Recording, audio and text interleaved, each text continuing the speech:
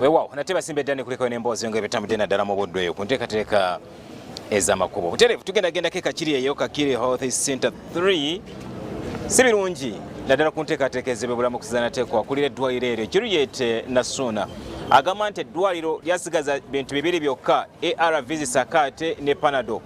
Basabye gavumenti ereme kufuuka kyesirikidde muzigo mutimpa eveeyo ekole naddala ku nsonga z'obujjanjabi.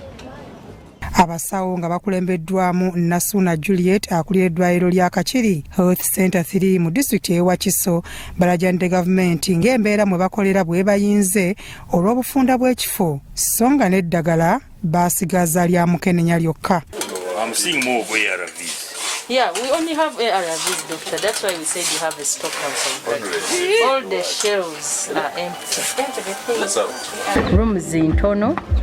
Ekyokubiri services zetuwa nnyingi kati weesanga nga tukolera wafunda ebitanda tulina ebitanda 5 tulina postnatal ward yekolanga ne general ward. Bano bongedde ne bategeeza nti n'ekisenge omuzaalirwa okuggyako ng'omusawo alimu omu babiri tebadyamu ng'abalwadde abasajja n'abakyala bagabana ekisenge kimu ate nga n'ebikozesebwa ng'emifaliso bikaddiye. Omulwadde omu atulaano omulala atula twali privacy.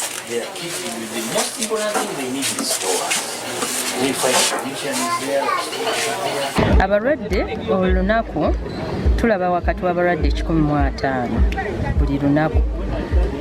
Era tubalabira services zaffe ezisinga bw'olaba ku ddwaliro ziri wabweru. Bisaso Moses Mayor wa Town Council eno agamba nti ekizibu kino baakiraba dda ne basalawo ku ttaka lya Town Council eno okuwaako gavumenti yiikeemu ku bagenda okuzimba eddwaliro. Twafuna ekirowoozo tufuna ettaka wano eka ziri 3 kutuddeko administration block ate kutujje ne ekemu egenda okuzimbibwako eddwaliro. Eddwaliro ne tugenda okuzimba twagala libeera ekyakulabirako mu malwaliro gonna kumpi mu Uganda yonna.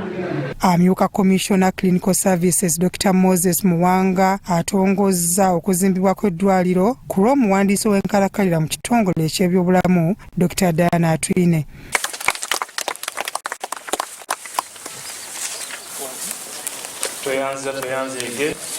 Dr. Muwanga ng'ali wamu n'omubaka w'ekitundu Paul Nsubuga n'abakulembeze abalala basoose kulambuzibwa ddwaliro eryogerwako era nga bingi byakuutidde abasawo. Abasawo tebalina kujjako balwadde ssente naye abasawo g'omuze munene nnyo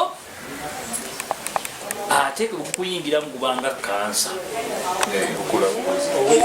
Oba oyagala nnyo okujjako abantu ssente oyagala nnyo owulira nti nina obbajjako ssente. Ono yeeyamye ku lwa gavumenti nga bw'agenda okuyambako Town Council okuzimba eddwaliro erigenda okwemmenta ensimbi esoba mu kawumbi. Omubaka Nsubuga kyasiimye. Eddwaliro eryo ng'oggyeko emirimu gye ligenda okutuleetera KAKIRI abeera akula. Busiro North abeera akola ki? Abeera akola. Ekyo nkikekasa bulungi nnyo. Abakulembeze abalala okubadde bakansala abakiikira ekitundu kino ku disitulikiti n'abatwala ebyobulamu nga bakulembeddwamu amyuka akulira abakozi Muyanja James nabo boogedde ku mbeera eno. KAKIRI Town Council twavuddemu obukadde 62 naffe ku disitulikiti abakulembeze b'oku disitulikiti ne tuyisa obukadde 300 bizimbe eddwaliro erya KAKIRI. Tugenda kufuna embeera ennungi mu KAKIRI olw'ensonga nti eddwaliro liri libadde terimala wantu watono abakyala tebafuna bulungi biki byetaagisa kukozesebwa. Byakayanja Amon, Kurasot TV Omunyi.